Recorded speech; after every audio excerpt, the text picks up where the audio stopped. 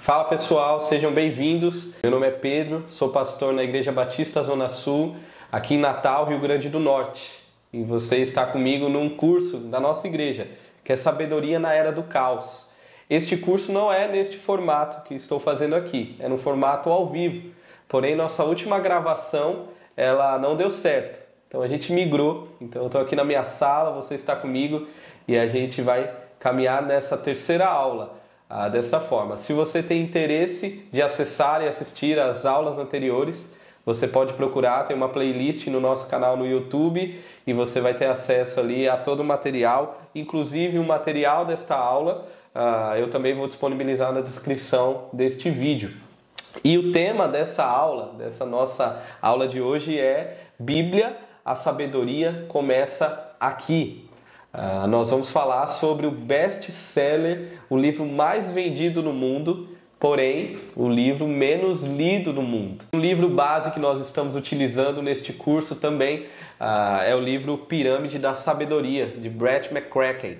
É um livro muito abençoador para nós, para a nossa comunidade, onde o autor ele nos faz pensar acerca de uma dieta, reeducação alimentar. Obviamente que não é de alimento literal, mas daquilo que a gente alimenta para a nossa alma, para o nosso ser interior, entendendo a importância de uma boa alimentação. Uma má alimentação vai nos levar à insensatez neste mundo, nesta era do caos. Insensatez, na literatura hebraica, tem o sentido de um coração desviado do Senhor, um coração distante de Deus. E uma boa alimentação nos leva à sabedoria, a sermos sábios, a andarmos em sabedoria neste mundo. Sabendo que sabedoria na Bíblia não tem a ver com o acúmulo de conhecimento apenas, não é o resultado de uma formação, de uma formação intelectual, até porque a gente sabe que tem muitas pessoas com tanta instrução, mas sem sabedoria, e temos outras pessoas sábias e que nem tiveram uma educação formal. A sabedoria bíblica é o jeitão de Deus para nós vivemos esta vida da maneira como Ele planejou. Para nós, Brasil aqui, seria mais ou menos a ideia do jeitinho brasileiro. O problema é que o jeitinho brasileiro tem uma conotação muito negativa. Mas a sabedoria bíblica é pensar no jeitão de Deus, como Deus quer que a gente viva esta vida.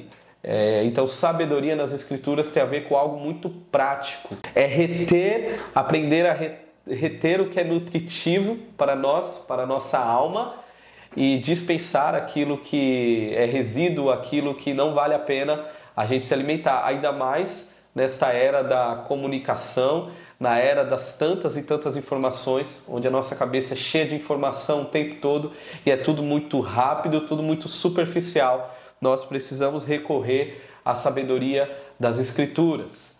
E eu quero já pensar aqui em um texto muito lindo, muito conhecido acredito que a maioria de nós, que é no Salmo capítulo 1, versículo 1 ao 3. Quero ler junto com vocês este salmo que diz sobre a preciosidade daqueles que têm a sua vida na palavra. O salmista vai falar: como é feliz aquele que não segue o conselho dos ímpios, não imita a conduta dos pecadores, nem se assenta na roda dos zombadores. Ao contrário, sua satisfação está na lei do Senhor, e nessa lei medita dia e noite. É como árvore plantada à beira de águas correntes, dá fruto no tempo certo e suas folhas não murcham. Tudo que ele faz prospera. Como é feliz aquele que tem o seu coração guardado na palavra de dia e de noite, que tem a palavra nele. Daqui a gente já tem uma pergunta a se fazer. Como que nós iniciamos nosso dia? O que nós vemos ao acordar e o que nós vemos ao dormir? Infelizmente, na maioria das vezes, os nossos feeds estão atualizados, zeramos a lista de stories, porém a nossa Bíblia empoeirada. Este é o grande desafio e na verdade, nós sofremos de um mal grave nesta era, que é o mal de acreditarmos que podemos viver essa vida sem ouvir a voz de Deus diariamente. Tem uma frase de J. Packer importante e denunciadora para nós. Ele diz do nosso mal, o mal dessa era, que é a capacidade de resolver todos os problemas desta vida sem a palavra de Deus. A gente acredita nisso. A gente acha que tem capacidade de fazer as coisas sem ouvir ao Senhor. É como uma ilustração, como o autor de Pirâmide da Sabedoria usa, de um grupo numa sala pequena, uma sala escura, e um grupo desesperado, tentando sair dessa sala, a sala está trancada, e tem um livro, uma Bíblia no chão, iluminando ali e com a solução para sairmos da sala. Porém, nós não recorremos a este livro. Continuamos desesperados, tentando sair dessa sala a qual a gente está chamando de Era do Caos. Vivemos na Era do Caos e precisamos encontrar uma saída sábia para viver neste mundo para a glória de Deus. J. Packer, ele continua dizendo sobre esse desafio da fé. A verdadeira fé significa abandonar a noção da autonomia intelectual e reconhecer que a verdadeira sabedoria começa com a disposição de tratar a palavra de Deus como autoridade final. Autoridade final. O homem sem Deus, a mente secular, jamais acreditará que a palavra de Deus é uma autoridade, ainda mais uma autoridade final. A mente mundana, secular, e você pode olhar bem, por exemplo, em Efésios capítulo 5, Romanos, no início, você vai ver o que é uma mente sem Deus, que a gente pode resumir que a mente secular, o secularismo, é a rejeição de qualquer ato, de tudo aquilo que seja transcendente. É o homem tentando viver sem Deus. E nós, cristãos, nós temos uma resposta para isso. Nós confiamos no Senhor e confiamos na sua palavra como autoridade final. Não que nós não temos outras autoridades em nossas vidas, porém a Bíblia é a única autoridade infalível. Tem um texto áureo, um texto precioso demais e importante demais para a nossa fé, quando a gente fala das características das Escrituras, que é 2 Timóteo, capítulo 3, versículos 16 a 17. Quero ler junto com você. Paulo diz: toda a Escritura é inspirada por Deus e útil para o ensino, para a repreensão, para a correção e para a instrução na justiça, para que o homem de Deus seja apto e plenamente preparado para toda boa obra. O termo aqui inspirado é theopneustos, soprado por Deus. Todo o processo de produção do texto bíblico foi conduzido pelo Espírito Santo. Ele acompanhou e ele norteou tudo. A única coisa que nós temos inspirada por Deus nestes termos, soprada diretamente por Deus nos dias de hoje, é a sua palavra. Com isso eu quero dizer que qualquer pastor, professor de escola dominical, ele só serve se o que ele estiver falando, o seu conteúdo só serve se o seu conteúdo estiver sujeitado à palavra de Deus. Isso quer dizer também que a biblioteca gigantesca que nós temos de literatura cristã, tantos milhares de livros, eles só têm importância por conta de um livro, que é a palavra de Deus. Nada se compara, nada está no lugar das Escrituras, nada compete com a palavra de Deus. Ela é a única inspirada. E se nós sairmos disso, se nós colocarmos algo de pé de igualdade com a palavra de Deus, nós cairemos numa subjetividade terrível, onde fulano vai falar e a gente vai validar esse fulano como palavra de Deus e as coisas vão ficar muito confusas. Aqueles que ensinam, que pregam, devem ser servos da palavra de Deus. Uma palavra que é dada para nós não de forma mística, obscura, mas pelo contrário, clara, acessível para nós, escrita na nossa língua, na língua dos homens, para que a gente possa compreender qual é a vontade de Deus. E aqui vai uma pergunta importante. Se a gente está falando de Bíblia, a gente precisa saber qual é o assunto da Bíblia. Qual que é o assunto principal das Escrituras? A Bíblia fala sobre muitas coisas. A Bíblia traz diversos diálogos, centenas aí de personagens, de histórias marcantes. Mas qual é o assunto central das Escrituras? O pastor Elder Cardim, ele dá uma sintetizada muito legal sobre qual é o tema central, qual é o assunto principal da Bíblia. A Bíblia ele diz, é o ato de Deus revelar seu caráter, seus feitos e seus propósitos.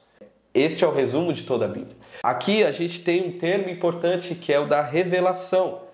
E é um termo importantíssimo para a gente compreender a autoridade da Bíblia. É nas Escrituras onde encontramos, onde conhecemos a Deus. Então, se você deseja conhecer ao Senhor, se você deseja saber o que Ele faz, o que Ele tem feito, o que Ele fez no passado, se você quer entender o propósito da sua vida e de tudo, você precisa ler a sua Bíblia. Você precisa abrir a palavra de Deus e ler a palavra de Deus. Agora, cuidado, se a gente perde esse guarda-chuva desse assunto principal, que é Deus descortinando quem Ele é, a sua obra nas Escrituras, se a gente perde isso de vista, a gente cai em um perigoso trampolim onde a Bíblia ela pode ser levada para qualquer coisa. Ela pode ser um livro, por exemplo, de finanças, de administração, de psicologia e de tantas outras coisas, ainda mais nesta era onde muitos têm instrumentalizado a Bíblia para os seus próprios interesses. A gente corre o risco de achar que a Bíblia foi escrita para nos tornar mais ricos, como a gente vê por aí.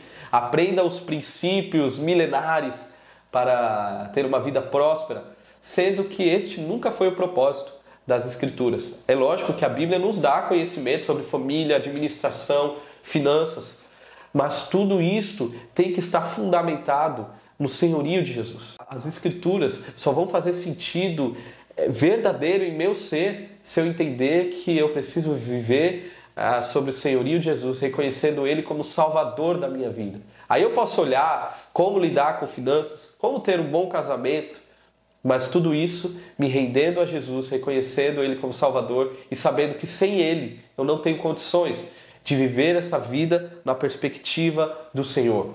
Conhecer a palavra de Deus é viver esta vida na perspectiva, aprender a viver essa vida na perspectiva do nosso Senhor, aquele que nos criou. O Deus que nos criou é o Deus da palavra.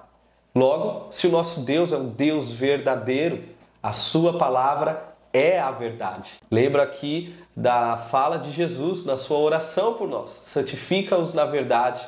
A tua palavra é a verdade. João 17:17. Jesus não está qualificando a palavra, dizendo que ela é verdadeira segundo os nossos pressupostos acerca de verdade. Não. O que ele está falando é que ela é a régua de toda a verdade. A palavra de Deus ela é a régua que mede tudo, todos nós. A palavra de Deus é a verdade. E verdade é aquilo que se sustenta por si só. A palavra de Deus, a Bíblia, ela não se torna verdade porque eu acredito nela. A gente vive em um momento, em uma era assim, tão experiencialista. A gente chega a dizer para os outros, quando a gente vai evangelizar talvez, não, a palavra de Deus é a verdade porque eu li e isso mudou minha vida em determinado momento, mas não, esse não é o melhor argumento. A palavra de Deus é a verdade porque quem a escreveu é o Deus da verdade. Isso quer dizer que se nas Escrituras diz que vai acontecer algo, isso vai acontecer se eu tenho fé ou não. Independente da minha fé, vai acontecer. Porque quem disse que iria acontecer é o Deus da palavra, que é o Deus da verdade. E porque foi Ele que disse, eu tenho fé. Eu tenho fé na palavra. Nós somos o povo conhecido como o povo da palavra. Os cristãos são conhecidos assim, aqueles que encontram na palavra a verdade e na palavra, por meio do cristianismo, enxergam todo o restante, todo o mundo. Como C.S. Lewis uma vez disse em uma das suas palestras em Oxford, e ficou conhecida como uma das frases mais famosas dele, quando ele diz, acredito no cristianismo como acredito que o sol nasceu hoje. Não só porque eu vejo, mas porque por meio dele eu vejo todo o restante. A gente poderia colocar aí no cristianismo a palavra de Deus. O cristianismo é fundamentado em Cristo e Cristo foi revelado nas Escrituras. Ou seja, eu creio na palavra não só porque eu a tenho, eu creio em Jesus Cristo, não só porque eu o vejo pela fé, mas também que é por meio da palavra, por meio do cristianismo, que eu enxergo todo o mundo. A minha perspectiva de mundo é pautada por meio da palavra de Deus. Ela é a luz, como o Salmo vai nos dizer, Salmo 119, versículo 105, lâmpada para os meus pés é a tua palavra e luz para os meus caminhos. Lâmpada que ilumina os passos ali próximos e luz que ilumina o caminho como todo. Tanto os meus passos, as minhas decisões, como o meu futuro todo. Tudo é iluminado por meio da palavra de Deus, por meio da sua santa, infalível e autoridade absoluta sobre nossas vidas, que é a palavra de Deus. Agora, se você precisa de mais para desempoeirar a sua Bíblia e começar a lê-la, vamos ver o que o apóstolo Pedro tem a dizer sobre a preciosidade da palavra e o que ela gera em nós. 1 Pedro capítulo 2, versículo 2, ele nos diz: como bebês recém-nascidos, desejem intensamente o puro leite espiritual, para que por meio dele cresçam e experimentem plenamente a salvação.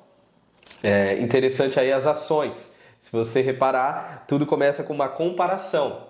Ele nos compara como bebês recém-nascidos. E qual é a ação?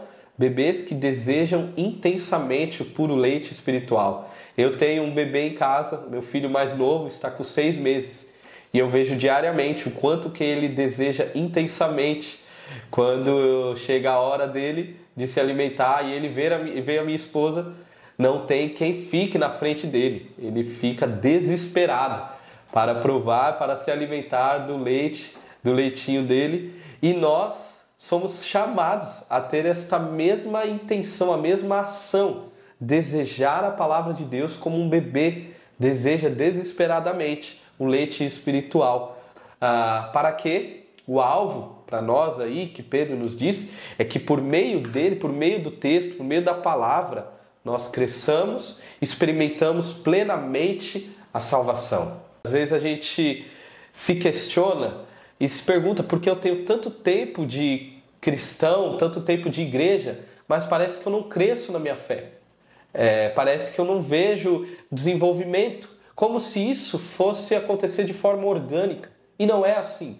Nós precisamos desejar e lutar para crescer por meio da palavra, viver, experimentar nessa vida a salvação de Cristo Jesus em todas as esferas, ter o nosso olhar redimido para tudo. Não tem atalhos, nós precisamos nos chegar à palavra de Deus. E aí, obviamente, que surge a pergunta inquietante, porque até agora eu acredito que você concorda comigo.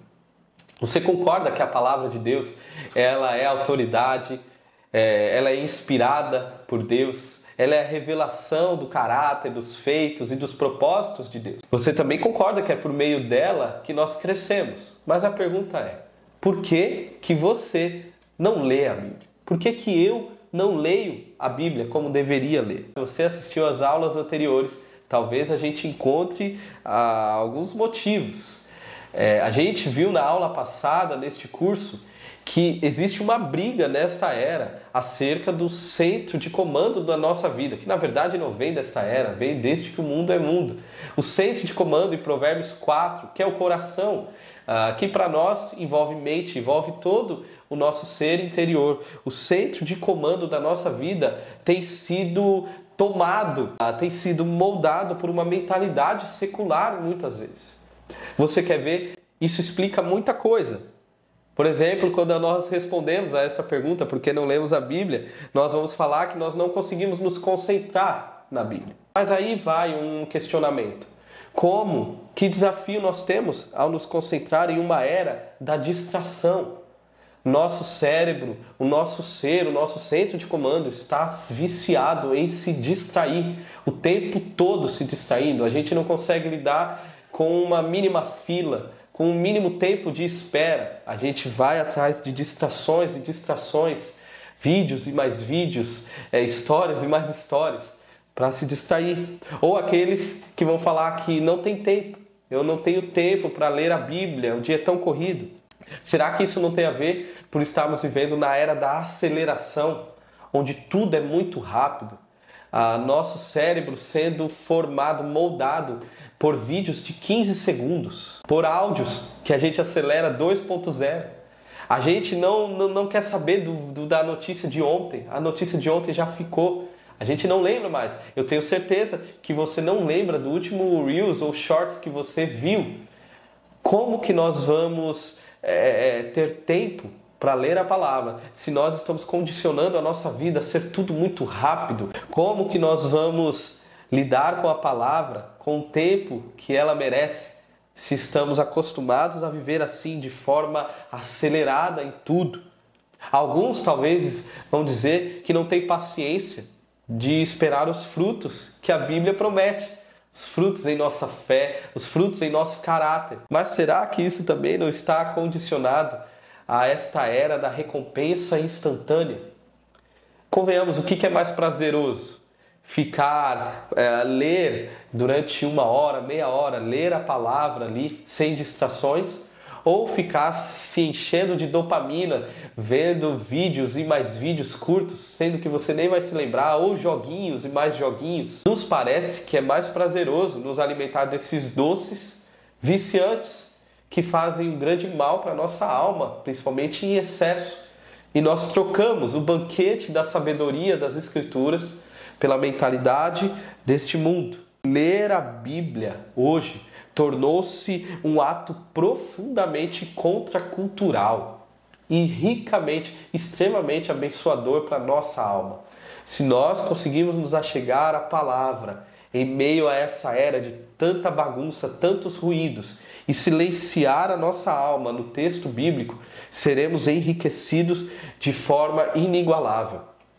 E eu lembro aqui da frase de John Piper, que foi uma denúncia já tem um tempo e ainda continua servindo, quando ele disse que uma das maiores utilidades das redes sociais será provar no último dia que a falta de oração não era por falta de tempo.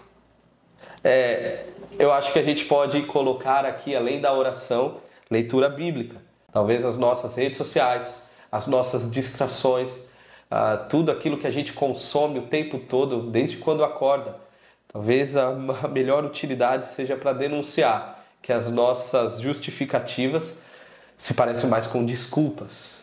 Desculpas de um coração que está perdido e que precisa se encontrar na palavra de Deus. Tem uma frase de um livro que eu gosto muito, que é de uma jovem, Amy Crouch. Ela tem 19 anos. Ela escreveu esse livro junto com o seu pai. O título do livro é Sabedoria Digital para a Minha Vida. E ela diz assim, que a distração não prejudica somente nossa produtividade. Ela também nos cega para as questões mais sérias das nossas vidas, fazendo o espelho da nossa autoconsciência se tornar opaco. A verdade é que se você quiser esquecer tudo isso deste vídeo aqui, é muito fácil. Nós nos tornamos profissionais nisso. Basta você recorrer a distrações. Feche o vídeo e vá procurar mais outros vídeos. E melhor ainda se for vídeos curtos. E aí você vai esquecer, você vai silenciar este problema da sua consciência. Você vai silenciar essa luta que você tem que travar no seu ser. Mas é lógico que a minha torcida é que você não trilhe esse caminho. Que você decida escolher o caminho da sabedoria, que está clamando, como diz o livro de Provérbios. E a gente escolha se aproximar do texto. E eu quero encerrar com 3 dicas. 3 dicas simples, fáceis de você gravar, mas que podem transformar a sua vida quando a gente fala sobre se aproximar da Bíblia. As 3 dicas são: leia, medite e pratique. Se nós fizermos isso, tenho certeza que o nosso coração será plantado como uma árvore próxima ao riacho. E em nós haverá frutos de louvor ao Senhor. Primeira dica, então, leia a Bíblia. É o que nós temos falado aqui. Para ler a Bíblia, eu teria algumas sugestões aqui. Primeiro, escolha uma versão mais adequada para você. Nós temos a NVI, a NVT, que são leituras um pouco mais fáceis, a linguagem de hoje. Mas também temos ARA, que também tem uma riqueza profunda no seu texto. É um texto um pouco mais difícil, mas a gente tem em mãos tantas versões que podem nos ajudar. Uma outra orientação é: pegue uma Bíblia em papel. Nós temos falado no curso do desafio de lidar com a tecnologia. E como o celular, como todos os nossos aplicativos, nossos aparelhos, eles foram criados para nos chamar a atenção. Eles estão como crianças birrentas, puxando toda hora, nos chamando para que nós olhemos para eles. Então ter uma Bíblia de papel hoje é revolucionário e pode te ajudar a não cair na tentação de ficar olhando e se perdendo em distrações. E quando você for ler, uma outra sugestão é leia porções maiores. Tem uma regra no estudo bíblico, e uma regra que você não pode fugir, que é a regra do contexto. O texto precisa ser lido no seu contexto. E contexto que eu falo aqui é no contexto bíblico mesmo. Não estou nem entrando na ideia de contexto cultural, histórico. Eu estou falando no contexto do livro. Você vai ler um capítulo, uma porção em Gênesis ou uma porção em Mateus. É interessante que você leia o livro como um todo. Se dedique, reserve um tempo para ler. Existem cartas menores ainda. Às vezes você vai pegar um livro maior e você vai dividir em alguns dias, mas tente ler na sequência e você vai ver como isso é abençoador. E também, uma outra orientação, faça uso de comentários. Existem bons comentários para você.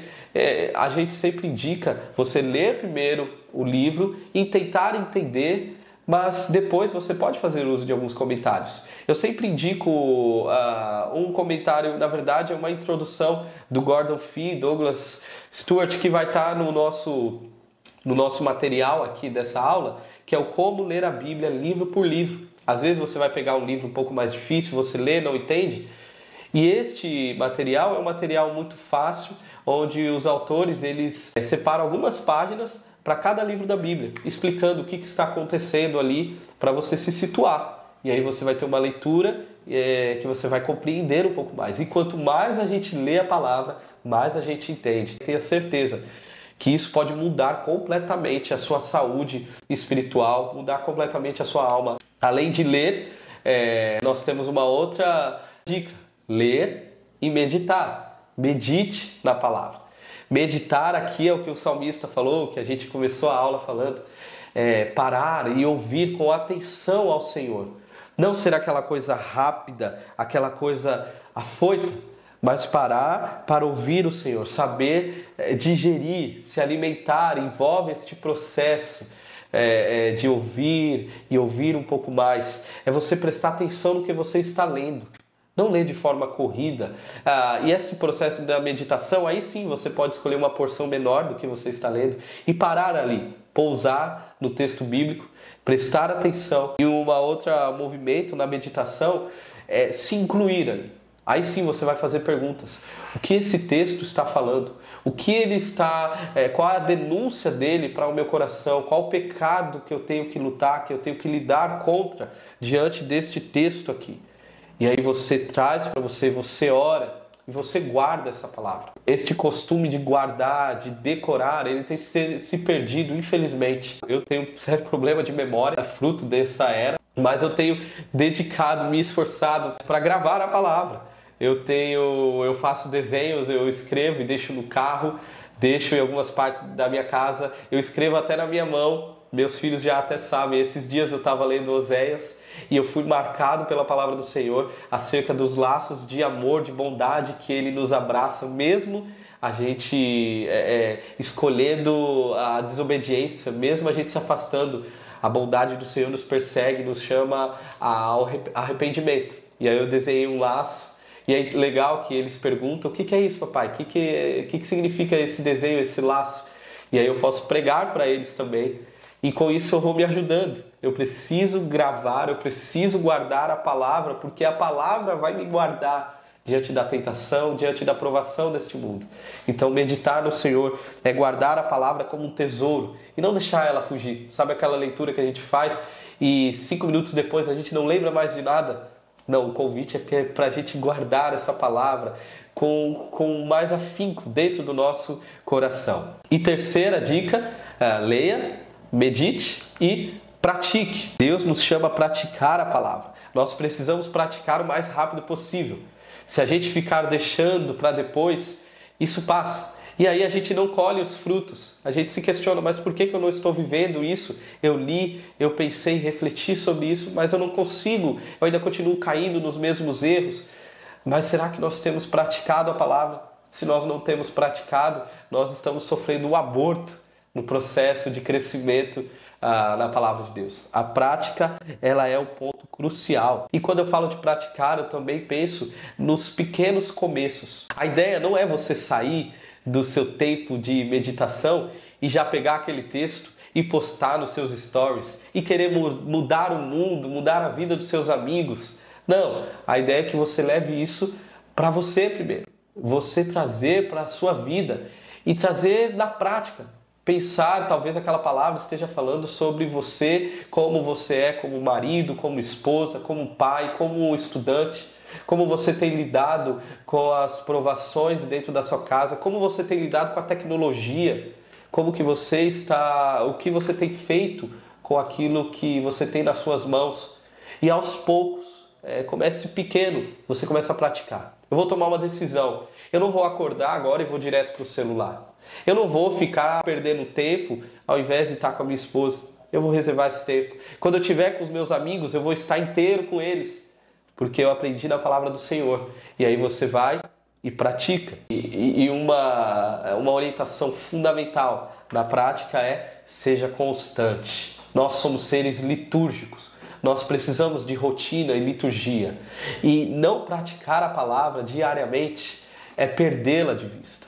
Vale muito mais ter constância na palavra do que viver momentos de êxtase, momentos onde você chora e você diz que Deus te tocou ali, foi um momento singular na sua vida. Mas estes momentos não te sustentam. Na verdade, a gente poderia trocar esses momentos por uma vida constante de devoção ao Senhor, uma vida constante de sermos achados na palavra de Jesus. Isso sim vai mudar a nossa história, isso sim vai mudar quem nós somos. Seremos transformados de glória em glória na imagem de Jesus. Brett McCracken, o autor do livro A Pirâmide da Sabedoria, vai nos dizer que a Bíblia, tudo isso que a gente está falando aqui, é o principal, é o que vai solidificar toda a pirâmide da sabedoria. É a base sólida. Se nos faltar isso, nós perdemos tudo. Infelizmente, tragicamente, na maioria de nós, essa pirâmide parece estar invertida. A Bíblia, que deveria ser o fundamento e deveria ser consumida o tempo todo, está lá em cima, onde a orientação é: use com moderação. E aquilo, os nossos aparelhos talvez, que deveriam estar com essa tag use com moderação, está sendo usado de forma exagerada, de forma ingênua até. A gente tem perdido muito tempo com isso. Nós brasileiros temos a média de uso de redes sociais, de celular, de 5 horas por dia. E aí a gente se pergunta, será que isso não tem a ver com o nosso estado espiritual, emocional? Será que isso não tem nenhuma conexão? John Owen, ele traz uma provocação para nós. Ele diz assim: se você não tem apetite pela palavra de Deus, então sua vida espiritual está muito ruim. Será que nós não estamos precisando de um diagnóstico do alto? E na verdade da cura do alto. Em Provérbios capítulo 4, o sábio vai falar que as palavras da sabedoria, as palavras do Senhor servem de vida e cura para o nosso ser. Eu creio totalmente que a palavra de Deus pode nos curar, pode curar a nossa alma, pode nos curar dos nossos medos, aflições, ansiedades, que muitas das vezes são resultados de uma vida de maus hábitos.